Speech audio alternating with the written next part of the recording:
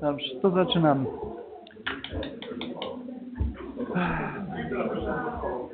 Słucham? Dobrze, poradzimy sobie bez dzwoneczka. Ja wiesz, potrafię. Uwaga. Działając na podstawie artykułu 20 ustępu 1 ustawy z dnia 8 marca 1990 roku otwieram 40. sesję Rady Gminy Osiecka i witam wszystkich zebranych. Punkt 3 porządku obrad. Przyjęcie protokołu sesji Rady Gminy odbytej dnia 24 października 2022 roku. Punkt 4. Podjęcie uchwały w sprawie zmian budżetu gminy na 2022 rok. Punkt 5. Podjęcie uchwały w sprawie zmiany wieloletniej prognozy finansowej na lata 2022-2036. Punkt 6. Podjęcie uchwały w sprawie wyboru metody ustalania opłaty za zagospodarowanie odpadami komunalnymi oraz stawki opłaty. Punkt 7. Podjęcie uchwały w sprawie ustalenia stawki za 1 km przebiegu pojazdu uwzględnianej przy obliczaniu zwrotu rodzicom kosztów przewozu dzieci, młodzieży, uczniów oraz rodziców do placówek oświatowych. Punkt 8.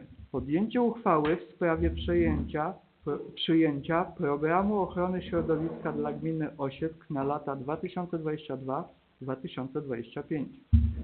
Punkt 9.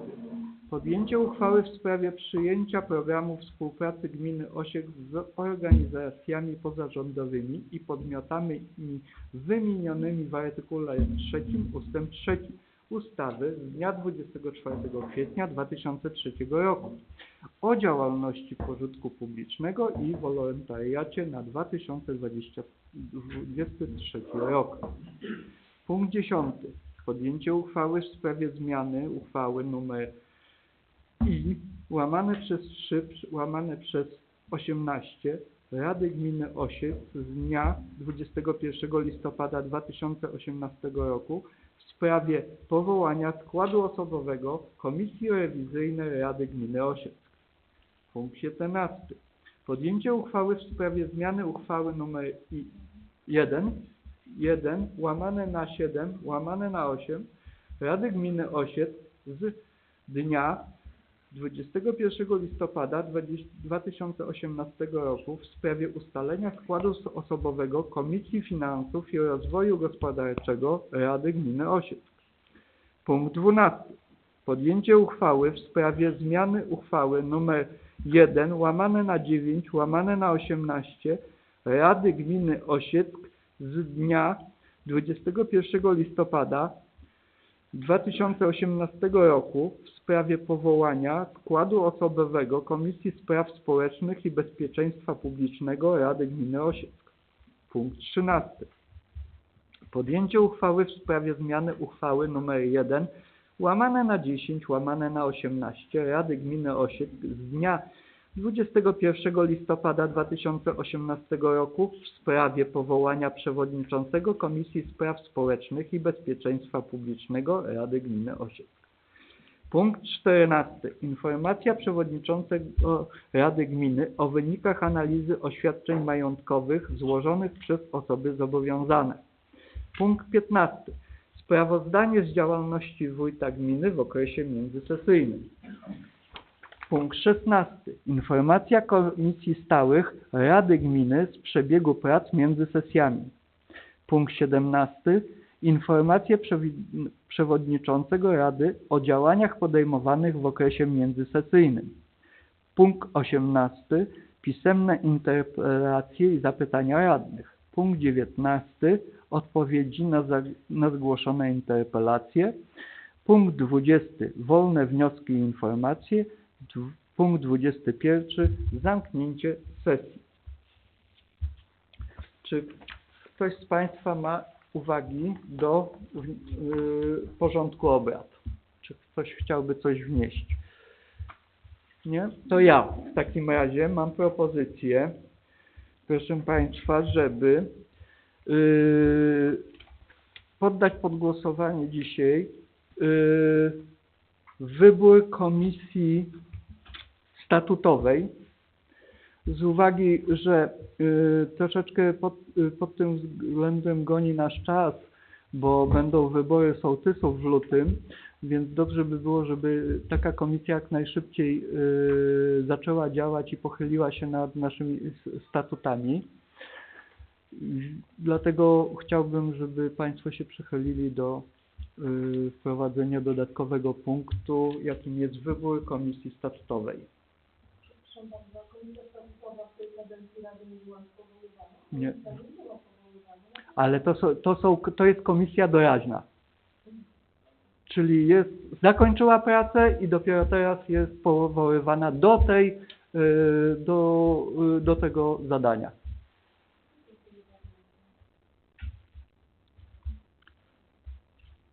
Dobrze, to może zagłosujemy. Kto z Państwa radnych jest za? Ja bym proponował w punkcie jako punkt 14, i resztę punktów się po prostu przeniesie. Dobrze? Czyli to jest po punkcie 13 ostatnie o uchwałach.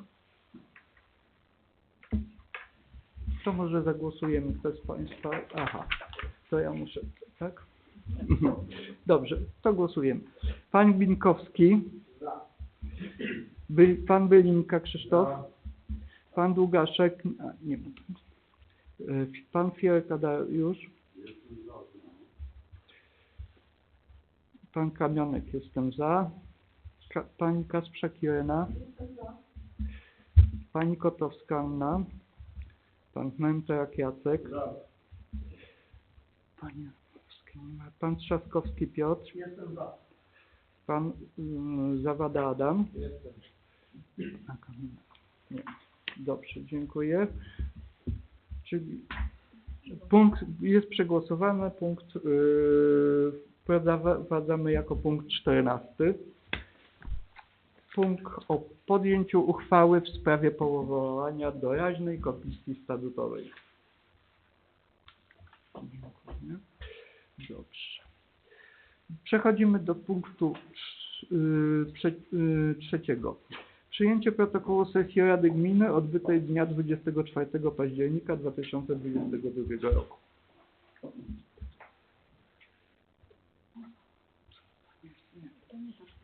Nie.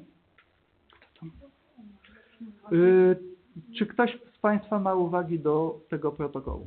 Ja mam tylko taką drobną uwagę. Tam w liście gości, jeśli chodzi o sołtysów, chyba sołtys Osiecka nie są pominięte, jeśli chodzi o treści. Bo później w treści protokołu w 30 punkcie jest, że zgłosił uwagę, natomiast jak są wymienione. Także bym prosiła o uzupełnienie tylko tego. Sprawdzimy i uzupełnimy, dobrze.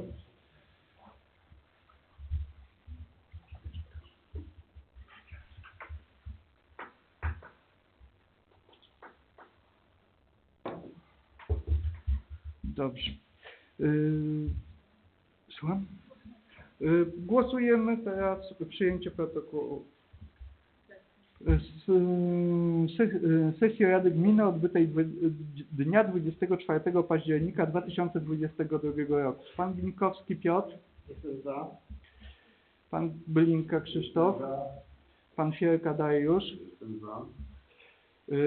Kamionek za. Pani Kasprzak Irena. Jestem za. Pani Kotowska Anna. Pan Męczak Jacek. Wstrzymuję się.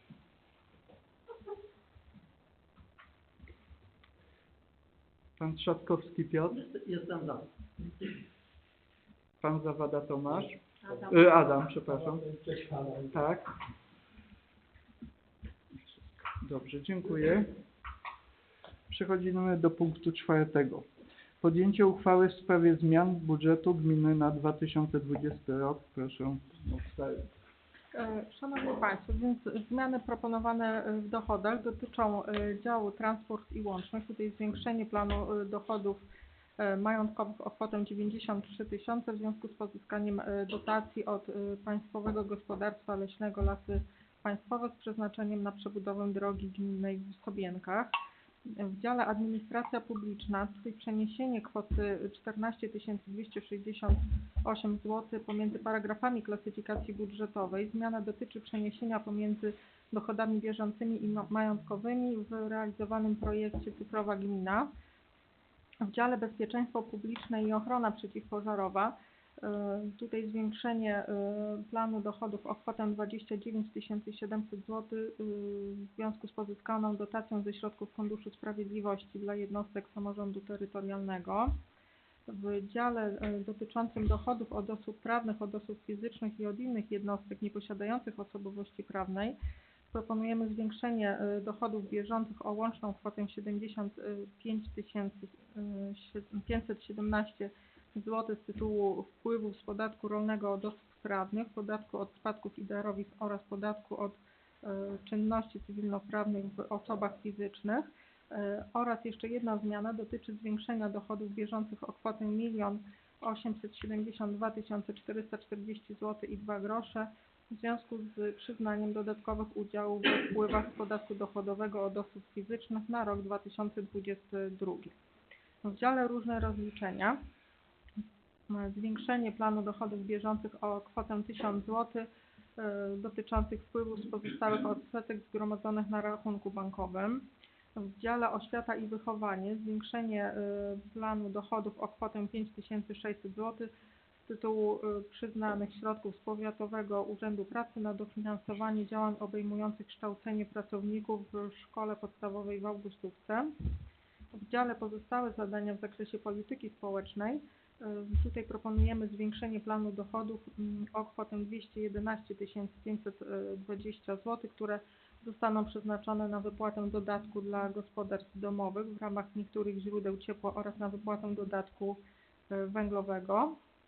W dziale Rodzina zwiększenie planu dochodów o kwotę 1500 zł w związku z pozyskaną dotacją na wypłatę jednorazowego dodatku dla asystenta rodziny ze środków pozyskanych z Funduszu Pracy.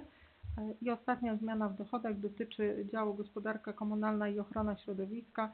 Zmniejszenie planu dochodów majątkowych o kwotę 785 845 zł i 18 groszy w związku z niewpłynięciem w tym roku dotacji na zadanie dotyczące termomodernizacji budynków użyteczności publicznej, ponieważ to zadanie zostanie rozliczone w 2023 roku. Jeśli chodzi o wydatki, to przedstawiają się one następująco. W dziale Wytwarzanie i zaopatrywanie w energię elektryczną zwiększenie planu wydatków o kwotę 10 000 zł z przeznaczeniem na zakup energii elektrycznej dotyczącej urządzeń, które utrzymują sieć wodociągową. W dziale Transport i Łączność zwiększenie planu wydatków o kwotę łączną 116 720 zł z przeznaczeniem na zimowe utrzymanie dróg oraz na zwiększenie wartości zadania dotyczącego programu budowy dróg gminy w gminie Osiec w związku z pozyskaną dotacją. W dziale Gospodarka Mieszkaniowa zwiększenie wydatków majątkowych o kwotę 109 300 zł z przeznaczeniem na roboty dodatkowe na zadaniu inwestycyjnym przebudowa wraz ze zmianą sposobu użytkowania punktu przedszkolnego na Gorbcu w Osiecku. W części ta kwota również jest przesunięta z 2023 roku. W dziale Działalność usługowa zwiększenie planu wydatków bieżących o kwotę 2500 zł z przeznaczeniem na dotację przekazaną dla samorządu województwa mazowieckiego z przeznaczeniem na zapewnienie usług utrzymania systemu e-Urząd. W dziale Administracja Publiczna zwiększenie planu wydatków bieżących o kwotę 16 000 z przeznaczeniem na funkcjonowanie Rady Gminy oraz Urzędu oraz przeniesienie pomiędzy paragrafami klasyfikacji budżetowej wydatków dotyczących projektu realizowanego w ramach Cyfrowej Gminy. W dziale Bezpieczeństwo Publiczne i Ochrona Przeciwpożarowa tutaj zwiększenie wydatków łącznie o kwotę 93 720 zł z przeznaczeniem na zakup wyposażenia i urządzeń ratownictwa niezbędnych do udzielenia pomocy poszkodowanym. Zadanie to jest dofinansowane z Funduszu Sprawiedliwości i będzie przeznaczona na rzecz OSP Górki, a także zwiększenie wartości zadania dotyczącego modernizacji strażnicy OSP w Osiecku z przeznaczeniem na roboty dodatkowe, które nie były uwzględnione w kosztorysie.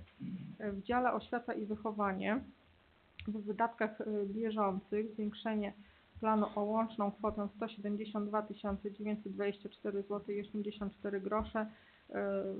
Zwiększenie tych wydatków w placówkach oświatowych na podstawie bieżącej analizy wykonania planu dochodów zgodnie z wnioskami dyrektorów. W tym dziale również zmiana dotyczy wydatków majątkowych i tak na zadaniu modernizacja publicznego przedszkola w Sobienkach zwiększenie wartości zadania o kwotę 206 648 zł, które są częściowo właśnie przesunięte z 2023 na 2022, jak również na roboty dodatkowe dotyczące przyłącza energetycznego. Również w ramach tego samego rozdziału dotyczącego przedszkoli proponujemy zwiększenie wydatków majątkowych o kwotę 8 459 zł z przeznaczeniem na zadanie Gmina Osiec tworzy nowe miejsca i wspiera przedszkolaki z przeznaczeniem na podatek VAT, który jest niekwalifikowalny w projekcie. I ostatnia zmiana w ramach tego działu dotyczy zwiększenia wydatków majątkowych o kwotę 534 440 zł z przeznaczeniem na zadanie inwestycyjne dotyczące budowy sali gimnastycznej z zapleczem sanitarnym oraz sal dydaktycznych przy zespole szkolno-przedszkolnym w Augustowce. Środki te zostaną przesunięte z 2023 roku na 2022. W dziale Pomoc Społeczna tutaj zmniejszenie planu wydatków bieżących o kwotę 9300 zł z przeznaczeniem na roboty dodatkowe przy zadaniu dotyczącym przebudowy budynku punktu przedszkolnego na Gocz. W dziale pozostałe zadania w zakresie polityki społecznej zwiększenie planu wydatków o kwotę 211 520 zł z przeznaczeniem na wypłatę dodatku węglowego oraz dodatku dla gospodarstw domowych w ramach niektórych źródeł ciepła wraz z kosztami obsługi tego zadania, w tym tutaj zakup urządzenia wielofunkcyjnego. W dziale Rodzina zwiększenie planu wydatków o kwotę 1500 zł w związku z pozyskaną dotacją dla asystenta rodziny oraz przesunięcie pomiędzy paragrafami klasyfikacji budżetowej w planie finansowym publicznego żłobka w Sobienkach zgodnie z wnioskiem dyrektora.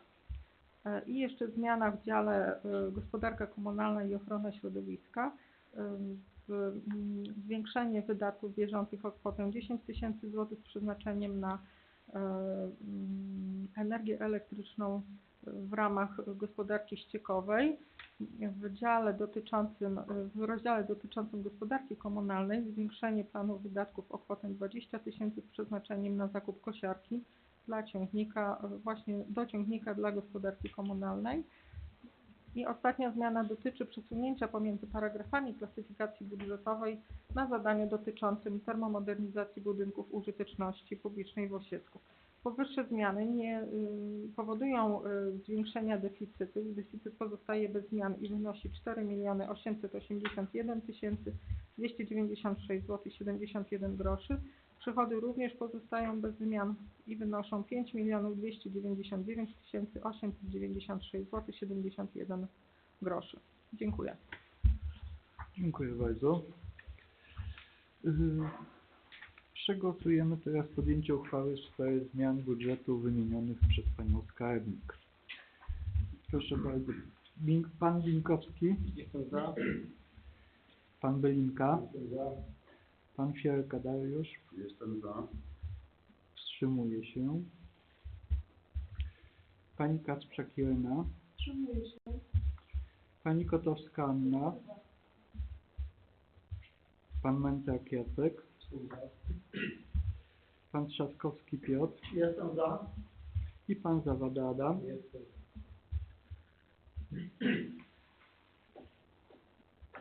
Przechodzimy do punktu 5.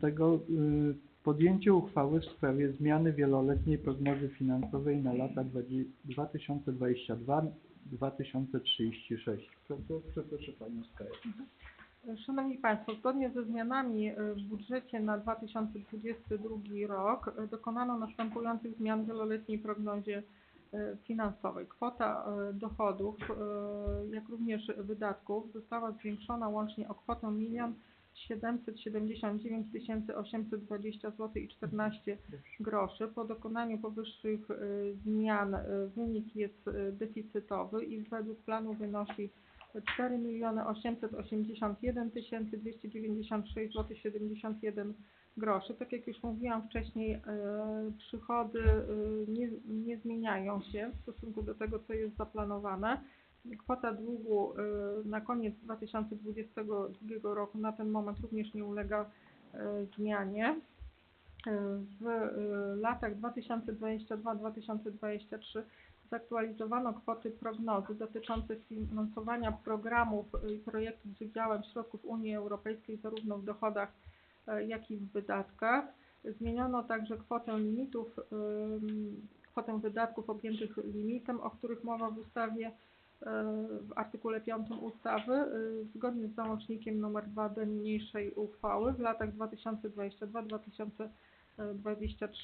W załączniku nr 1 do projektu uchwały w wykazie przedsięwzięć dokonano następujących zmian. W przedsięwzięciu pierwszy żłobek samorządowy w gminie Osiec zmniejszono limit zobowiązań na rok 2022 do kwoty 255 034 zł 96 groszy. Kolejne przedsięwzięcie. Gmina Osiec tworzy nowe miejsca i wspiera przedszkolaki. Tutaj dokonano zwiększenia limitów zobowiązań w wydatkach bieżących do kwoty 267 235 zł i 7 groszy w roku 2022. Również na tym samym przedsięwzięciu, tylko w wydatkach majątkowych, dokonano zwiększenia limitu zobowiązań do kwoty 45 233 zł 47 groszy w roku 2022. W przedsięwzięciu dotyczącym zakupu sprzętu IT oraz audytu sieci Urzędu Gminy w ramach realizowanego projektu Cyfrowa Gmina rozdzielono wydatki pomiędzy wydatki bieżące i majątkowe i wprowadzono odpowiednio limity. W wydatkach bieżących na rok 2022 limit zobowiązań do kwoty 12 054 zł oraz wprowadzono limit zobowiązań na rok 2023 do kwoty 2214 zł. Natomiast w wydatkach majątkowych zmniejszono limit zobowiązań do kwoty 95 922 000 w roku 2022 oraz zmniejszono limit zobowiązań na 2023 rok o kwotę 2214 zł. Wprowadzono również nowe zadanie dotyczące pod nazwą dotacja celowa na realizację projektu dotyczącego rozwoju oraz zapewnienia usług utrzymania technicznego systemu e-Urząd. I tutaj wprowadzono następujące limity. W roku 2022 jest to kwota 2,5 tysiąca, w roku 2023 kwota 3100. Łącznie wartość nakładów na to zadanie wynosi 5600 zł. W przedsięwzięciu dotyczącym przebudowy wraz ze zmianą sposobu użytkowania punktu przedszkolnego na Gościu zwiększono limity zobowiązań na rok 2022 do kwoty 374 010 zł. Zmniejszono natomiast limit zobowiązań na rok 2023 rok do kwoty 100 000 zł. Budowa sali gimnastycznej z zapleczem sanitarnym. Tutaj zwiększono limit zobowiązań na 2022 rok do kwoty 2 047 140 zł oraz zmniejszono na rok 2023 do kwoty 1 487 300 zł. I przedostatnie przedsięwzięcie, modernizacja publicznego przedszkola w Sobienkach.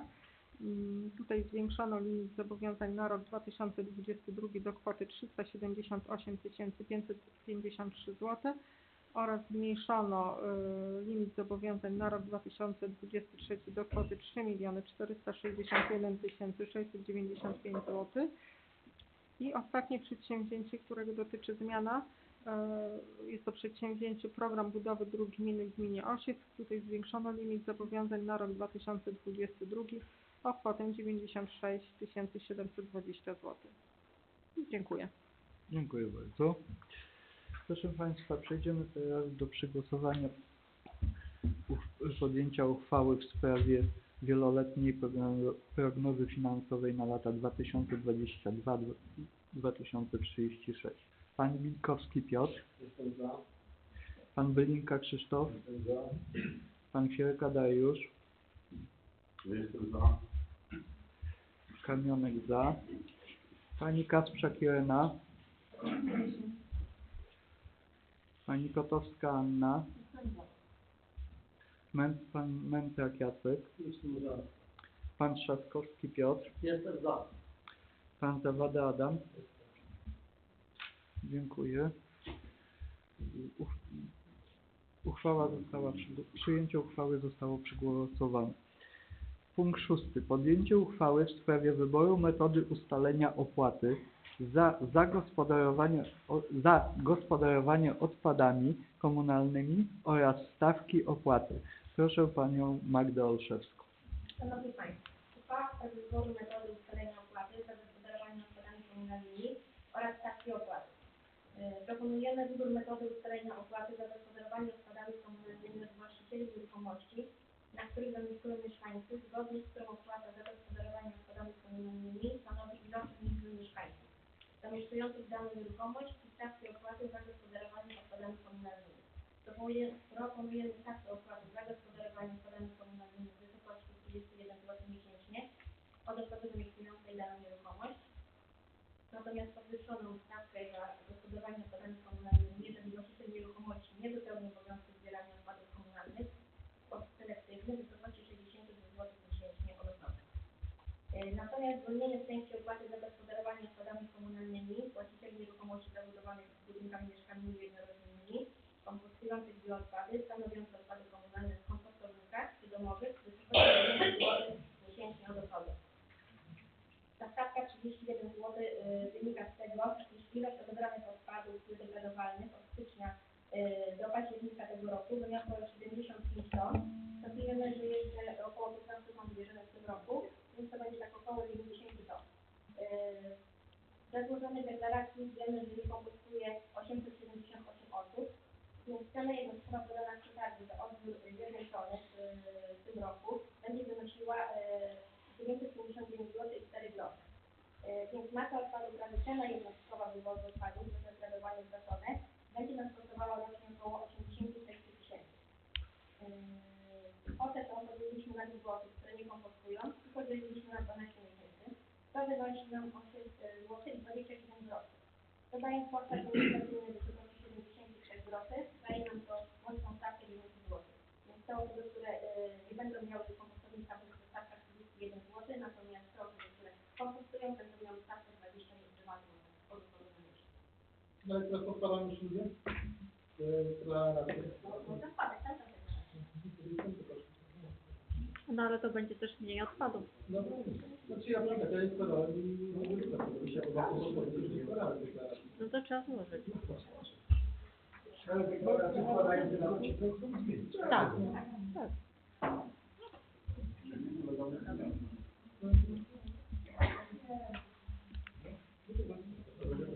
Czyli podsumowując, żeby wszyscy dobrze usłyszeli, stawka w 2023 roku dla osób, które mają własny kompostownik będzie wynosiła 22 zł.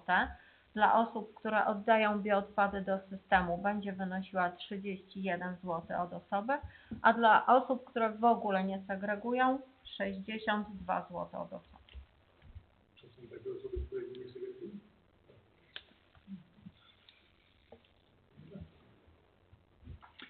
Czy ktoś ma jeszcze jakieś pytania? Masz jakieś pytania? No ale do Pani Magdy. Dobrze, dobrze. To dziękuję bardzo. To przejdźmy do przegłosowania podjęcia uchwały w sprawie wyboru metody ustalenia opłaty za zagospodarowanie odpadami komunalnymi oraz stawki opłaty. Pan Wilkowski Piotr, Pan Bylinka Krzysztof, Pan Fierka Dariusz. Kamionek za. Pani Irena Kacprzak-Irena. Pani Kotowska Anna. Pan Mędrak Jacek. Pan Trzaskowski Piotr. Jestem za. Pan Zawada Adam. Też jestem. Dziękuję bardzo. Uchwała została przyjęta. Przechodzimy do punktu 7. Podjęcie uchwały w sprawie ustalenia stawki za 1 km przebiegu pojazdu uwzględnianej przy obliczaniu zwrotu rodzicom kosztów przewozu dzieci, młodzieży, uczniów oraz rodziców do placówek oświatowych. Proszę bardzo, pani Joanna Rychlewska.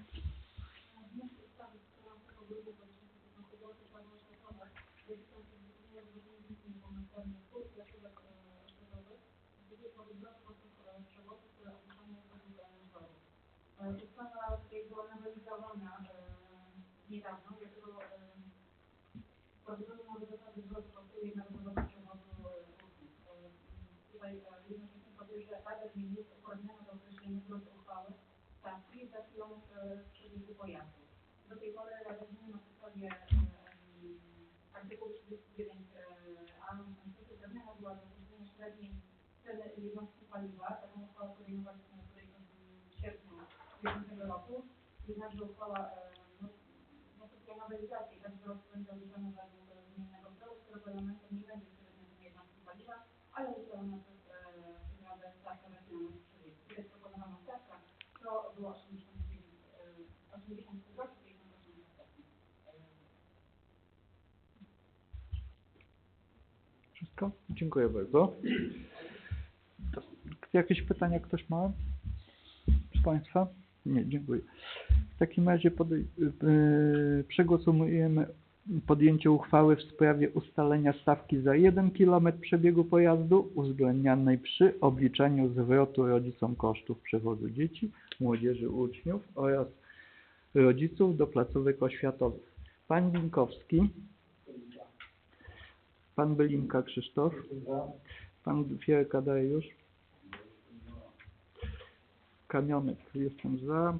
Pani Kacprzak-Irena. Pani Kotowska Anna. Pan Mędrak Jacek. Jestem za. Pan Trzaskowski Piotr. Jestem za. Pan Zawada Adam. Jestem. Dziękuję. Uchwała została podjęta. Przechodzimy do punktu 8.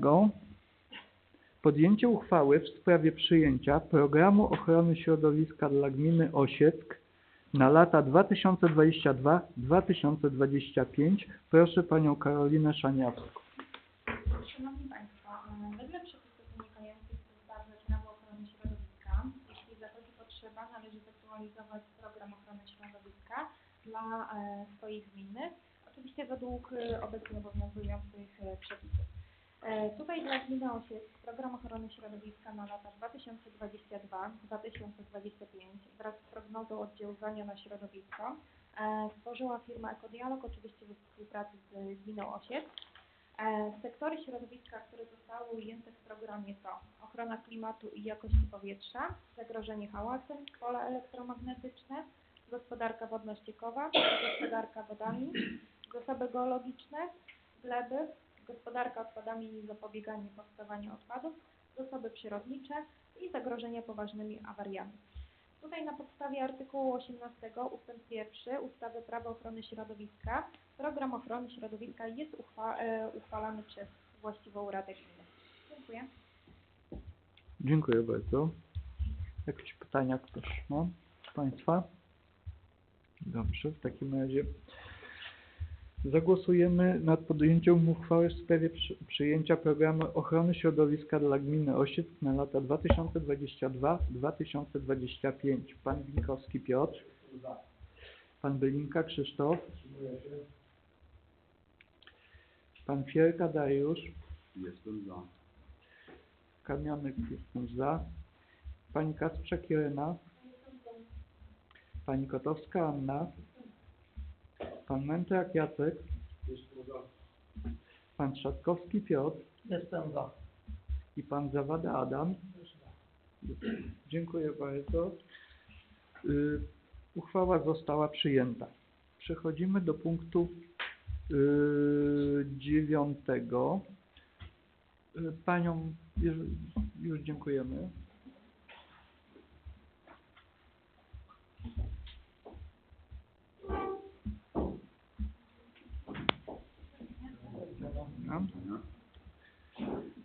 Punkt 9. Podjęcie uchwały w sprawie przyjęcia programu współpracy gminy Osiec z organizacjami pozarządowymi i podmiotami wymienionymi w artykule 3 ust. 3 ustawy z dnia 24 kwietnia 2003 roku o działalności pożytku publicznego i wolontariacie na 2023 rok. Proszę bardzo, pani Pytecz, tak? Nie, pani to jest. Program pracy gminy Osiec z organizacjami pozarządowymi na 2023 rok utworzony został na bazie projektu, który został przekazany do konsultacji podmiotom programu funkcjonującym na terenie gminy Osiec. Projekt programu został zamieszczony na tablicy ogłoszeń oraz na stronie internetowej. Uwag nie zniesiono, na stronie internetowej. Konsultacje w związku trwały program został poddany konsultacjom. Konsultacje trwały od 17 listopada do 23 listopada. Uwag nie było. Jeśli chodzi o priorytetowe zadania publiczne, będą realizowane w zakresie wspierania i upowszechniania kultury fizycznej i sportu. Program współpracy gminy Osiec z organizacjami pozarządowymi będzie realizowany od 1 stycznia do 2023 roku do 31 grudnia.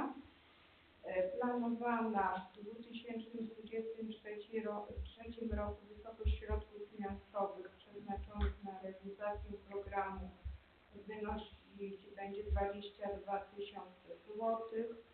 Podjęcie przedmiotowej uchwały umożliwi realizację zadań publicznych przez organizacje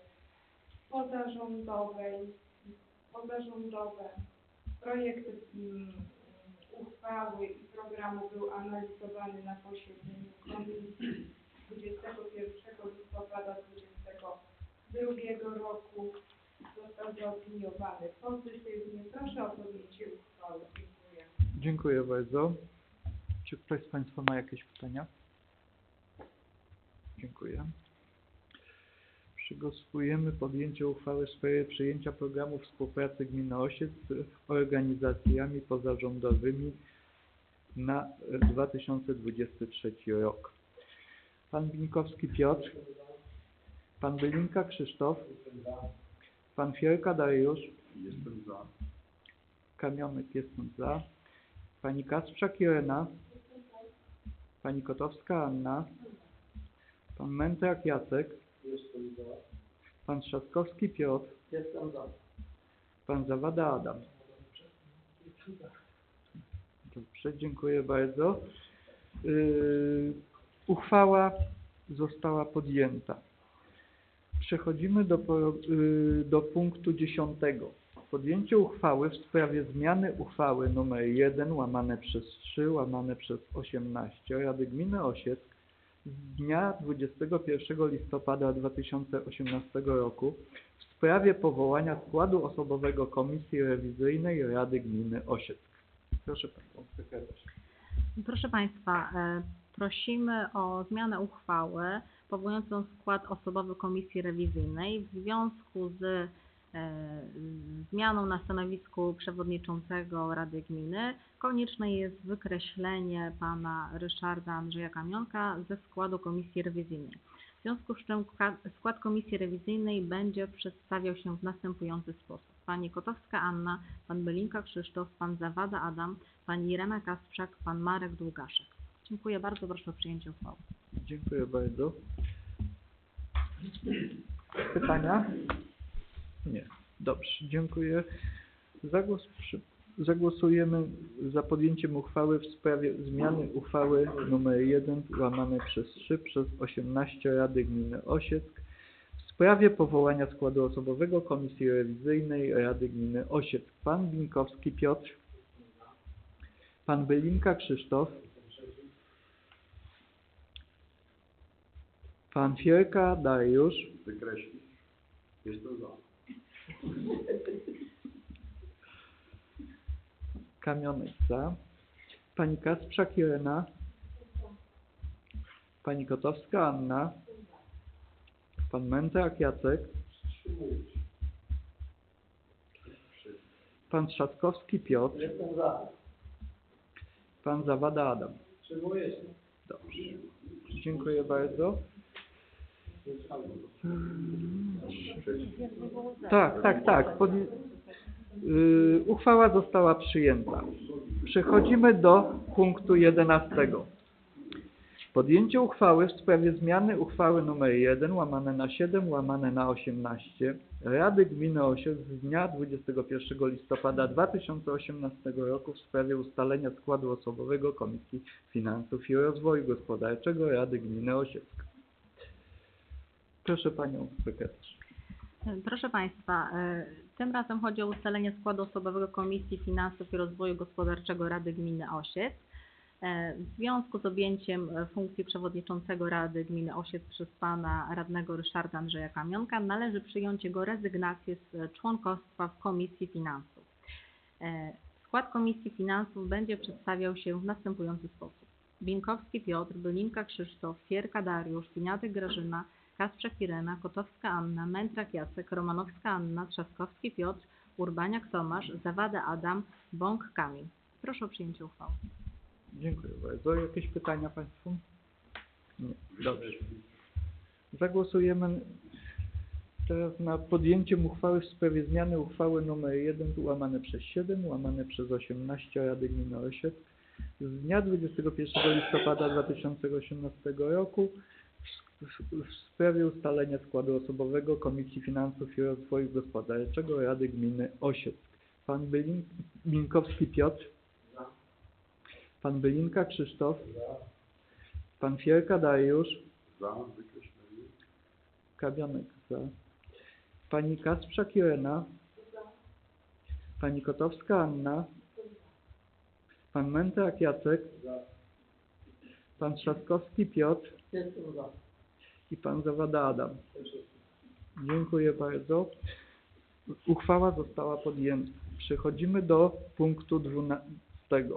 Podjęcie uchwały w sprawie zmian uchwały nr 1/9/18 Rady Gminy Osiec z dnia 21 listopada 2018 roku w sprawie powołania składu osobowego Komisji Spraw Społecznych i Bezpieczeństwa Publicznego Rady Gminy Osiec. Proszę Panią Sekretarz. Proszę Państwa, tym razem chodzi o skład Komisji Spraw Społecznych i Bezpieczeństwa Publicznego. Również jak poprzednio, w związku z objęciem przez pana Andrzeja Ryszarda Kamionka stanowiska przewodniczącego Rady, należy go usunąć z członkostwa Komisji Spraw Społecznych i Bezpieczeństwa. Skład komisji będzie przedstawiał się w sposób następujący. Trzaskowski Piotr, Mędrak Jacek, Romanowska Anna, Gniatek Grażyna, Fierka Dariusz, Binkowski Piotr, Bąk Kamil. Proszę o przyjęcie uchwały. Zaraz skreślimy jako przewodniczącego pana Kamionka, a będzie to jak komisja się zbierze na najbliższym posiedzeniu, to ustalicie Państwo, kto będzie. Nie ma. Pani Karetko nie ma? Pomyłka. Że nie ma? Komisji Spraw Społecznych nie było. Jest, przecież jest tu. Jest tutaj Bo ja przeczytałam, pan mówi, że go nie ma. Zastanawiam się, czy to jest pomyłka. Nie, został wyczytany pan. Ale że go nie ma. Że nie jest. Ale jest pan pewny? Komisji Spraw Społecznych i Bezpieczeństwa jest pan. Dobra. Dobrze, dziękuję bardzo, że się wyjaśniło. Dobrze. Zostajemy przy tej wersji. Co tej jeszcze jakieś uwagi ktoś ma do tej komisji? Dobrze. Dobrze, że nie siedziałem ze wszystkich. Dobrze. Zagłosujemy w takim razie w sprawie podjęcia uchwały numer 1/9/18 Rady Gminy Osiec z dnia 21 listopada 2018 roku w sprawie powołania składu osobowego Komisji Spraw Społecznych i Bezpieczeństwa Publicznego Rady Gminy Osiec. Pan Binkowski Piotr. Pan Bylinka Krzysztof. Pan Fierka Dariusz. Jak najbardziej za. Kamionek za. Kasprzak Irena. Pani Kasprzak Irena. Pani Kotowska Anna. Pan Mentak Jacek. Pan Trzaskowski Piotr. Pan Zawada Adam. Dziękuję. Uchwała została podjęta. Przechodzimy do punktu 13.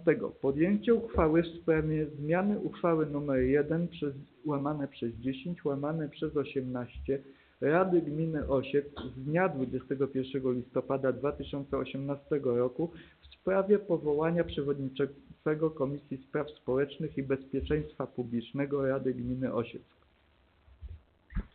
Proszę Państwa, tym razem chodzi o rezygnację z funkcji przewodniczącego Komisji Spraw Społecznych i Bezpieczeństwa, pana radnego Ryszarda Andrzeja Kamionka w związku z objęciem funkcji przewodniczącego Rady Gminy. I przewodniczący komisji zostanie na najbliższej posiedzeniu komisji wybrany ze swojego składu kolejny przewodniczący. A teraz proszę Państwa o przyjęcie rezygnacji z funkcji przewodniczącego przez pana Kamionka. Dziękuję bardzo. Głosujemy nad podjęciem uchwały w sprawie zmiany uchwały nr 1/10/18 Rady Gminy Osiek z dnia 21 listopada 2018 roku w sprawie powołania przewodniczącego Komisji Spraw Społecznych i Bezpieczeństwa Publicznego Rady Gminy Osiek. Pan Binkowski Piotr. Pan Bylinka Krzysztof. Pan Fierka Dariusz. Oczywiście za. Kamionek za. Pani Kasprzak Irena. Pani Kotowska Anna. Pan Mentak Jacek. Pan Trzaskowski Piotr. Jestem za. Pan Zawada Adam. Dziękuję bardzo. Uchwała została podjęta. Przechodzimy do punktu 14, czyli uchwały w sprawie powołania doraźnej komisji statutowej.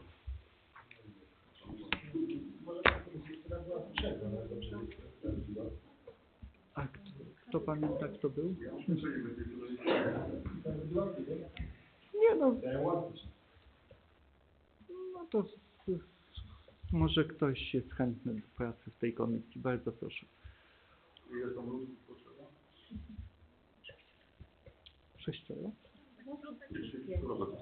Nie, to nie ma określonego, no ale no Nie ma. minimum chyba 3 osoby, prawda? Żeby komisja była, to minimum 3, tak?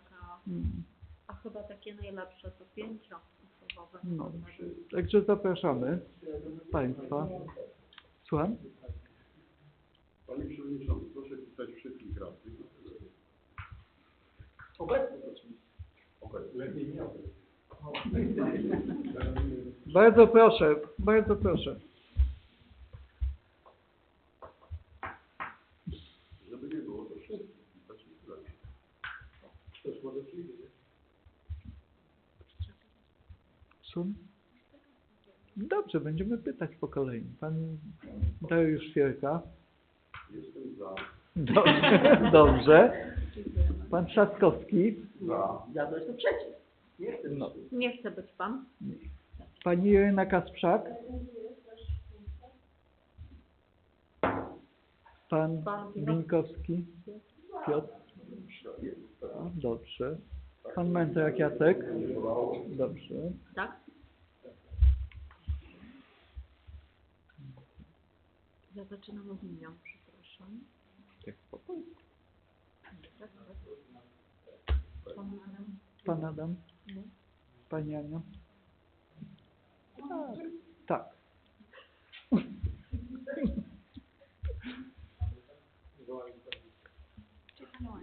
Tak? I pan Krzysztof? Ale teraz jest taka sytuacja, że jest 4 członków komisji. Jeszcze może zwykło się takie grania robić w liczbie nieparzystej. No łatwiej głosować. W sytuacji podzielonych głosów, żeby... No to Adam dołączyć jeszcze. Obiecuję Ci, że będzie. A pani Irena? Pani Irena, pani... Ale może jednak, no. To są bardzo ważne. Tak.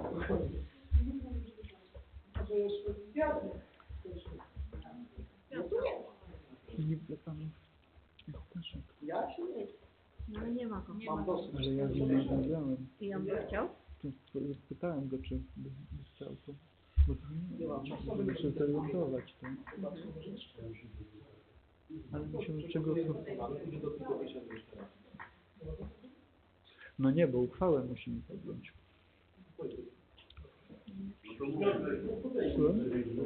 Ale to jak... Musi być nakaz. Nie musi być. No, Nie no ma to tego. zostawmy tak, że jeżeli ktoś będzie chętny, to do tego. Głos przewodniczącego będzie liczył się podwójnie. Jeżeli ktoś z Państwa zdecyduje się, to najwyżej zmienicie Państwo po prostu na kolejnej sesji uchwałę. Mhm. To może trzeba odczytać. A Dobrze. jeszcze przewodniczącego trzeba. Państwo może na chwilę byście wybrali przewodniczącego. Jak nie mamy żadnego składu. Nie, 4 osoby. I może być tylko pan Dariusz Fierka, przewodniczący. A Piotrek jest zastępcą? Tak. Tak? A zgodnie ze statutem to Pan chyba tylko może być, bo inni są... Brawo, panie radny, brawo. I zajrzę do lodówki, wyskoczy teraz. Szkomiony. Pan Dariusz Świerka, bo... Czy... Nie ma wyjścia. Będzie czy... Słucham? Tak. Czyli zgadza się tak. Dobrze. Zapraszamy.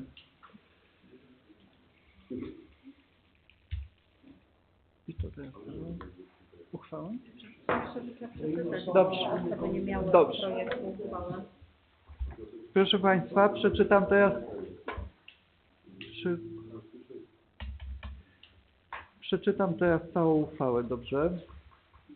Uchwała Rady Gminy Osiek w sprawie powołania doraźnej komisji statutowej. Na podstawie artykułu 21 ust. 1 ustawy z dnia 8 marca 1990 roku o samorządzie gminnym w związku z paragrafem 46 ust. 1 Statutu Gminy Osiek uchwala się co następuje. Paragraf 1. Powołuje się doraźną komisję statutową w składzie: pan Dariusz Fierka, pan Piotr Binkowski, pan Jacek Mętrak, pani Anna Kotowska. Paragraf 2. Na przewodniczącego komisji wybiera się radnego pana Dariusza Fierkę. Paragraf 3. Zadaniem doraźnej komisji statutowej jest: punkt 1. Przygotowanie zmian do statutu gminy poprzez analizę obowiązującego statutu gminy Osiek pod kątem zgodności z obowiązującym prawem. Opracowanie projektu uchwały w sprawie zmian w statucie gminy. Punkt 2. Przygotowanie statutów sołectw. Podpunkt. Analiza obowiązujących statutów sołectw. Przygotowanie propozycji statutów poszczególnych sołectw. Zebranie uwag i propozycji zmian. Przygotowanie uchwały w sprawie zmian lub przyjęcia nowego statutu. Paragraf 4. Komisja statutowa powołana zostaje na czas realizacji określonych zadań i ulega rozwiązaniu z chwilą przyjęcia przez Radę Gminy zmian do statutów lub przyjęcia nowych statutów i ogłoszenia ich w Dzienniku Urzędowym Województwa Mazowieckiego. Paragraf 5. Uchwała wchodzi w życie z dniem podjęcia. Kto jest za przyjęciem tej uchwały? Binkowski Piotr. Bylinka Krzysztof. Pan Fierka Dariusz. Przepraszam, proszę powtórzyć. Może być pan... Jestem za. Dobrze. Kamionek Ryszard za. Pani Kasprzak Irena. Pani Kotowska Anna. Pan Mętrak Jacek. Pan Trzaskowski Piotr. Jestem za. Pan Zawada Adam. Dziękuję bardzo. Uchwała została przyjęta. Przechodzimy do punktu 15. Informacja przewodniczącego Rady Gminy o wynikach analiz oświadczeń majątkowych złożonych przez osoby zobowiązane. Gdzieś mam. Proszę Państwa, po analizie oświadczeń majątkowych pracowników i radnych stwierdzono błędy, lecz błędy te nie zawierały przesłanek do podjęcia działań określonych w artykule 24h ustęp 9 ustawy o samorządzie gminnym. Bliżej końca roku dostaną Państwo, jakie były błędy w oświadczeniach. No wszyscy mieli pewnie. Tak.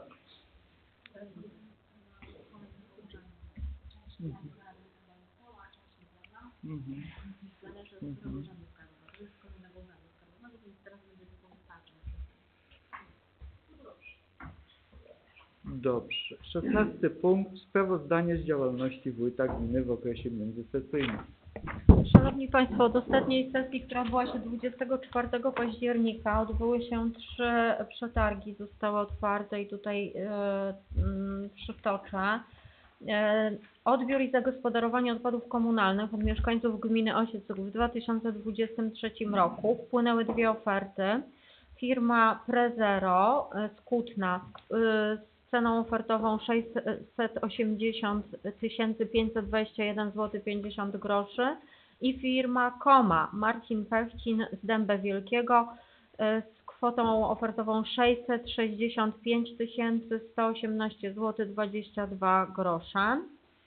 I już w tym postępowaniu mamy wybraną ofertę najkorzystniejszą, ale biegnie okres pomiędzy wyborem oferty a możliwością podpisania umowy. Umowa jeszcze nie jest podpisana. Ponadto ogłosiliśmy postępowanie na przebudowę drogi gminnej w miejscowości Lipiny, które podzieliliśmy na 2 części. Ponieważ ja łudziłam się, że ceny spadły i będziemy mogli wykonać chociaż jedną część, aby wykorzystać tą dotację z FOGR-u, ale niestety przeszły te oferty nasze możliwości finansowe i to postępowanie zostało umorzone. Niestety tą dotację z FOGR-u, te 93 000 oddamy, ale zapoznam Państwa z bieżącymi cenami. Wpłynęły 2 oferty. To jest przedsiębiorstwo budowy dróg i mostów z Mińska Mazowieckiego i w pierwszej części zamówienia na odcinek 550 metrów 465 450 zł 27 groszy, a druga część 250 metrów za kwotę 240 282 zł 65 groszy i to jest ta tańsza oferta, a tu mamy dotacji tylko 93 000. Nie jesteśmy w stanie znaleźć prawie 150 000 wkładu własnego, dlatego musimy unieważnić to postępowanie. Natomiast druga firma to jest konsorcjum firm Brookwood i pierwsza część 460 887 zł, druga część 284 003 zł. Kolejny przetarg, jaki się odbył, zamówienie podstawowe, to jest konserwacja i eksploatacja urządzeń WOTCAN i to jest na rok usługa konserwacji i są 2 oferty. Pierwszą ofertę złożyła firma Facility Marcin Zalech za kwotę 236 160 zł, a drugą ofertę złożył Zakład Budowy i Eksploatacji Urządzeń Wodociągowo-Kanalizacyjnych z Miętnego i to jest 332 100 zł. Tutaj chyba się jeszcze te oferty uzupełniają. Od ostatniej sesji złożyliśmy wniosek na pożyczkę w zakresie budowy dróg gminnych do tego projektu z Polskiego Ładu na kwotę 523 000 zł i dostaliśmy informację o zakwalifikowaniu się tego wniosku. Zostaliśmy teraz wezwani do przedłożenia wymaganych dokumentów zgodnie z dokumentacją o naborze konkursowym w tej pożyczce i właśnie będziemy uzupełniali. I też Z takich najważniejszych rzeczy to jeżeli chodzi o sprzedaż preferencyjną węgla, podpisaliśmy już umowę ze spółką Węglokoks i będziemy realizowali tą sprzedaż węgla 1,5 tony po 2000 zł przez firmę z Sobień Kiełczeskich, pana Stanisława Wasążnika. Też już zawarliśmy tą umowę. Na początku grudnia spodziewamy się pierwszych dostaw tego węgla. Mam taką nadzieję, że już może w środę, może w czwartek będzie. Jeszcze póki co nie mamy potwierdzonego tego odbioru tego węgla.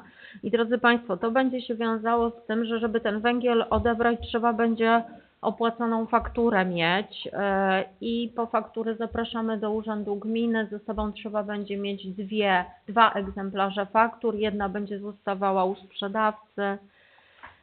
Także tu się dzieje, może właśnie tego nie widać, ale tutaj sporo różnych spotkań musiało się odbyć. Prawdopodobnie kolumbijski. Kolumbijski, z Kolumbii. 2, bo jest ekogroszek oraz węgiel orzech z sortem, tak. Z tych Sobień Kiełczeskich, tak, jeżeli ktoś nie dysponuje, to 2000 plus transport. Tak, 1,5 tony można kupić zgodnie z programem rządowym, takie jest, ale można też mniej, jeżeli ktoś potrzebuje, tak. Tak, trzeba mieć zawsze to zaświadczenie, fakturę, workownicę też przedsiębiorca posiada, więc można mniej. Tak, bardzo dużo jest wniosków złożonych na ten węgiel i teraz jeszcze tak z przyczyn technicznych chcielibyśmy, aby te wnioski o zakup węgla wpływały do 12 grudnia, ponieważ tu są kwestie rozliczenia w budżecie, rozliczenia VAT-u i różne inne rzeczy, dlatego ograniczamy w tym roku tę możliwość do 12 grudnia. A po nowym roku pewnie będzie możliwość, ale tutaj już byśmy chciały, żeby ten rok zakończyć na wnioskach złożonych do 12 grudnia, jeżeli ktoś będzie mógł. No i tutaj różne rzeczy się wydarzały związane z uroczystościami narodowymi, z 11 listopada, po raz pierwszy spróbowaliśmy się zająć rozmową o przemocy, odbyła się debata bezpieczeństwa, odbywały się komisje i bieżąca praca urzędu. A także wzięłam udział w ciekawej konferencji dotyczącej planowanych zmian w planowaniu przestrzennym. Akurat w piątek wzięłam udział w tym spotkaniu. Bardzo ciekawa sprawa, ponieważ ustawa ma się pozmieniać dość zasadniczo i z punktu widzenia takiej pracy samorządowej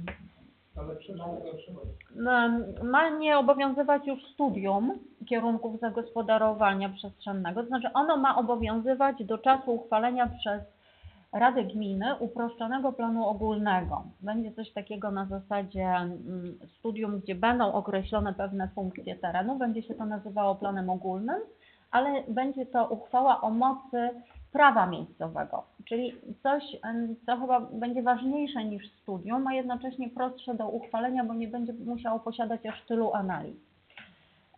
No i na tej podstawie będzie można przystępować do uchwalania planów i ustawodawca ma na celu skrócenie tego okresu z 3 lat, tak, z reguły do kilku miesięcy prawdopodobnie, bo wygląda na to, że w 9 miesięcy, 8 będzie można uchwalić plan.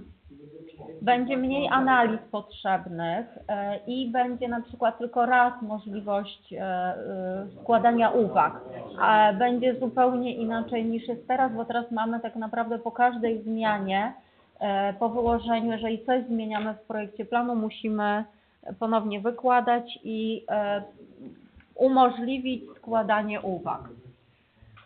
I także no, wygląda na to, że to będzie łatwiejsza procedura, tak? Ale no zobaczymy, jak zostanie uchwalone, bo jeszcze ustawa nie jest uchwalona, także tak. Więc no z jednej strony to też ważne, bo jeżeli jakiś samorząd byłby w trakcie uchwalania studium, oczywiście może go uchwalić, ale ten samorząd, który zamierza przystąpić, no musi się zastanowić, tak? Bo w tej sytuacji jest to trochę niepotrzebne, tak, skoro one będą miały ograniczony czas. No i to na razie myślę, że tyle. Dobrze, dziękuję bardzo. Przechodzimy do punktu 17. Informacje Komisji Stałych Rady Gminy z przebiegu prac między sesjami. Komisja rewizyjna spotkała się raz.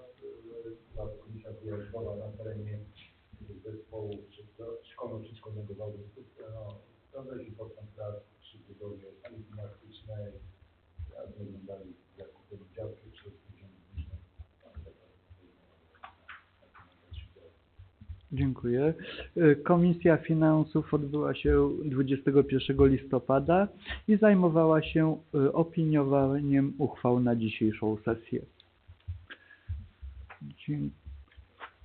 Przechodzimy do punktu 18. Informacje przewodniczącego Rady o działaniach podejmowanych w okresie międzysesyjnym. Proszę Państwa, co tydzień pełniłem dyżur, a także brałem udział w komisji 21 listopada, a także w składaniu kwiatów na grobach i uroczystościach 11 listopada. Krótko i mało. Dziękuję bardzo. No nie wysiliłem się tym razem, no widzisz. Dobrze, postaram się. Przechodzimy do punktu 19. Pisemne Po tańcówce dla seniorów brałam udział. No tak, ale nie tańczyłem. Nie, bierny. Dobrze, dlatego nie mówiłem. Dobrze, punkt 19. Pisemne interpelacje i zapytania radnych. Nie było. Punkt 20. Odpowiedzi także nie ma. Punkt 21. Wolne wnioski i informacje. Proszę bardzo.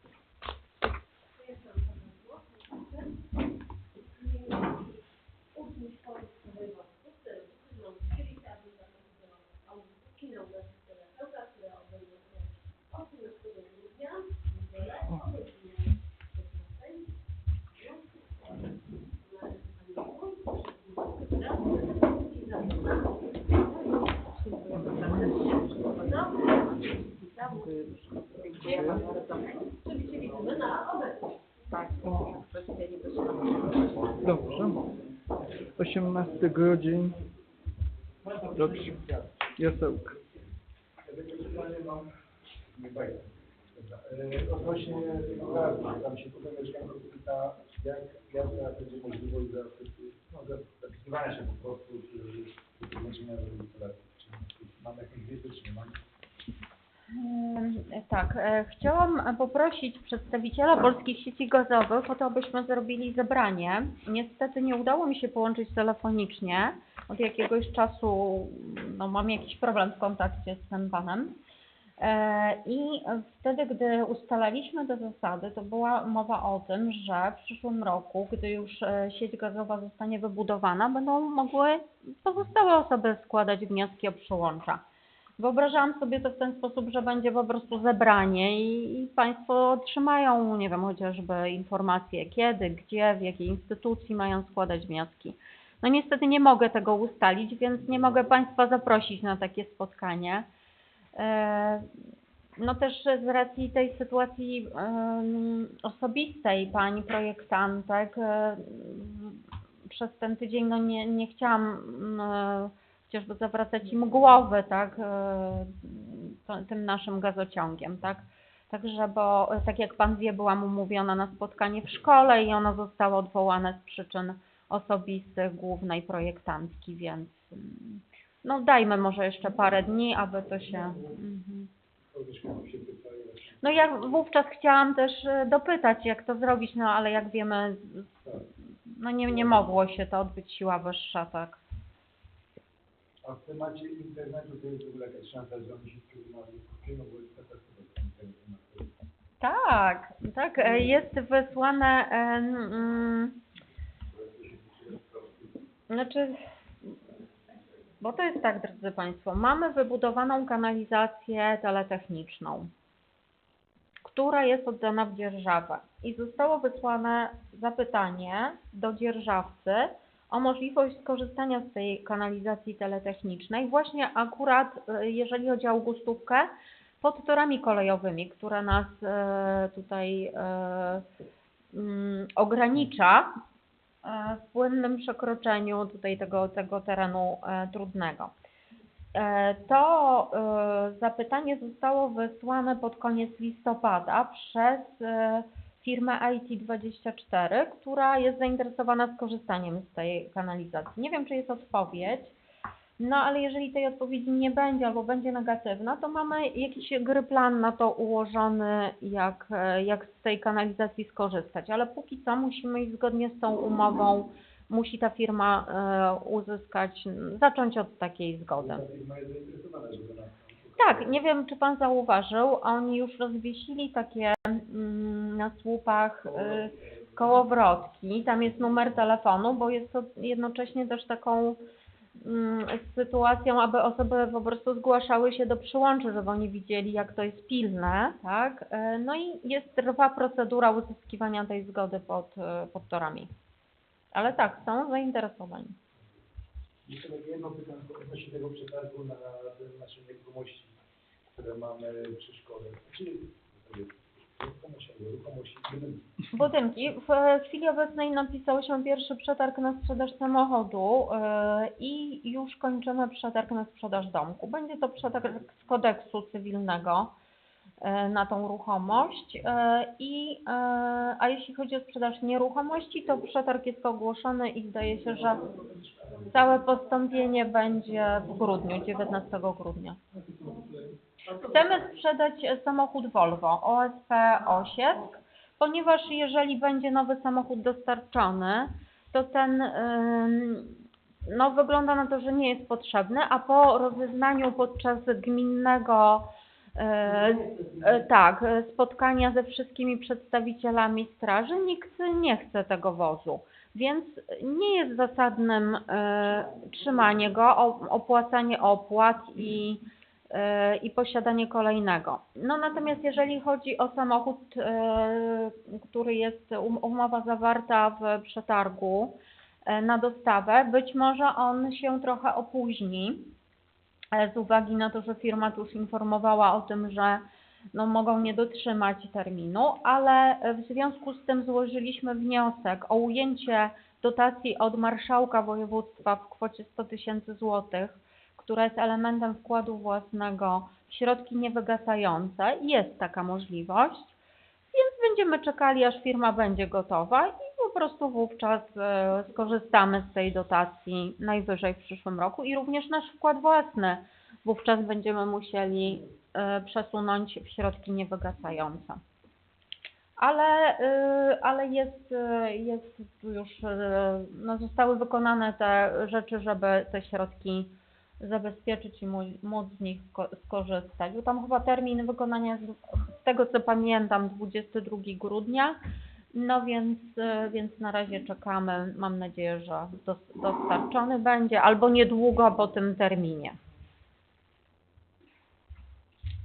Także tu informuję opinię publiczną i Państwa radnych o tym, że właśnie jest problem z terminową dostawą. Czy jeszcze ta firma, która ma robić drogę w budynkach, zacznie robić? Tak, dzisiaj się kontaktowałam z Panią Prezes i Pani powiedziała, że już jutro jest wysłana do nas równarka i do 22 grudnia będzie droga zrobiona, więc trzymam za słowo, że jutro dojedzie równarka na drogę w Sobienkach. Proszę. Ja bym miał taką prośbę, że jeżeli jeszcze można w tym roku zwołać komisję naszego bezpieczeństwa i chociaż dyrektora dróg powiatowych ściągnąć na nią, bo na parkingu przy cmentarzu wszyscy mówią, że od przybytku głowa nie boli, ale w Osiecku jest na odwrót, ludzie wymieniają opony na zimowe i ktoś sobie pozwolił zrobić tam składnik opon starych. Ale kto sobie pozwolił? No nie wiem, jak dzisiaj zauważyłem, że leżą opony. Trzeba by może pana Andrzeja poprosić, żeby sprzątał to na przykład. No ale czy jest on? To ktoś podrzucił nam po prostu. Robił sobie sprawdzić. Nie, one są nowego samochodu.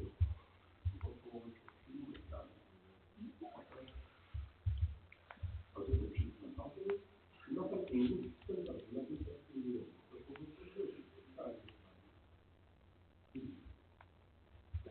Dobrze.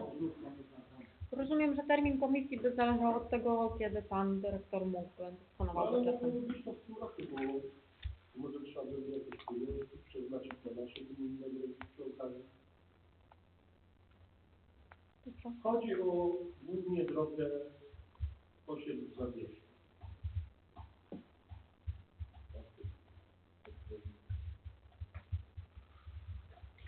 I zdrojowe.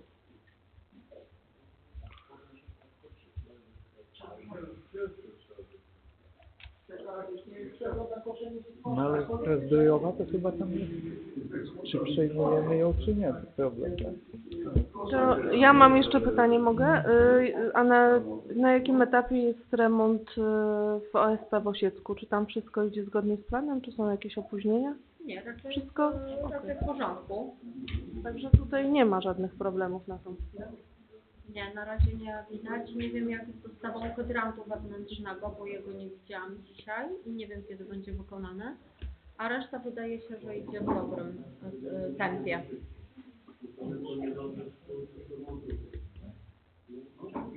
Dzisiaj fugi kazałam wymieniać. W sprawie tego nowego miejsca na cmentarz się dzieje w tej kwestii, czy nie jest taka sumienna? Nie mamy środków na geologię, na badania geologiczne. Ksiądz już zgarnął warstwę ziemi na ostatniej części.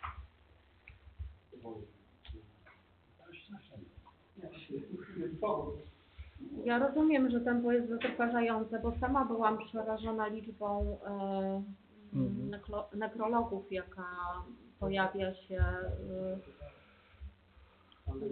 każdego dnia. No ale parę tysięcy kosztują badania.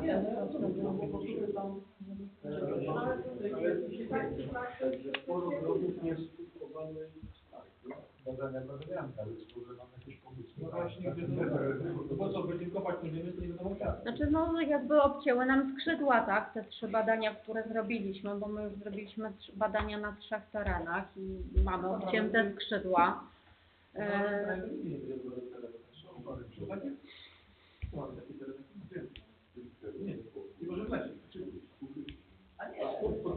Nie może być węglanu wapnia, nie może być pokładu gliny na głębokości do 2 metrów.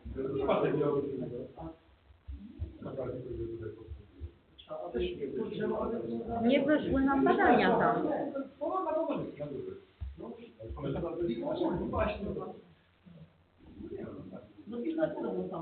Nie wyszło na badania, ale co, górę tam dalej, chodzi tam... W samej Bilnej, w samej górze. No, tam coś... Na górze będzie najlepiej. Nie będzie gminy, no co, tak, jak już teraz wszyscy widzieli. A, no, bo wiecie Państwo, ja po prostu też polegam na tym właśnie, co mówią osoby, które widzą te grunty, tak, i gdzieś tam, i no, skrzydła mi na przykład opadły, tak, po tych badaniach, o których myślałam za wiaduktem, tak, że tam... Ale nie na naszym terenie tutaj. Ale to... Na pewno nie, tylko nie było wówczas takiego rozporządzenia, tak? No nie spełnia, bo za drogą robiliśmy badania i nie spełnia. No jeżeli są byli włożeni na tym terenie pole, nie ma takiego terenu, który spełnia wymogi. Na to się A na przykład na ten dół, jak teraz jest poszerzenie w stronę warszawską, idzie, znaczy jak teraz mamy cmentarz, tak? To jest poszerzenie w stronę warszawskiej tej łąki tu tam są. Jak to stoi budynek, praktycznie zaraz Znaczy, no budynek stoi w jednym miejscu, ale tam dalej jeszcze jest kupa miejsca, tak? I pytanie moje brzmi, czy jest mniejsze, mniej upierdliwotrawne, że można to poszerzyć ten teren cmentarza. W mojej ocenie tu nie będzie nic łatwiej, bo w sensie, że po prostu Znaczy, powie... ale cmentarz, tak? Tylko chodzi o przeniesienie, tak jakby poszerzenie, tylko przesunięcie muru. Ja wiem, o czym Pan mówi, ale ja nie mam dla Pana odpowiedzi teraz, na teraz. No ale tam analizowaliśmy 50 metrów od ogrodzenia. Domu. Tak, i tam mało by było, tam byłoby parę tak. metrów możliwe, tak? Analizowaliśmy już to na sesji, na komisji. Tam chodzi o, że za blisko domów było, 50 metrów musi być. Od jednego domu, no to tam się jeden dom No to moje... No ale reszta jest tam ktoś tam mieszka.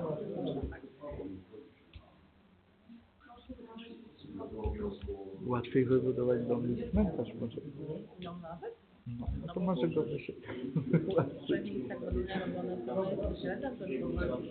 No ale to ja tu nie mam wpływu, przepraszam. To... Czy ktoś jeszcze ma jakieś pytania? W takim razie zamykam 40. sesję Rady Gminy Osiek. Dziękuję Państwu za udział. Dziękuję.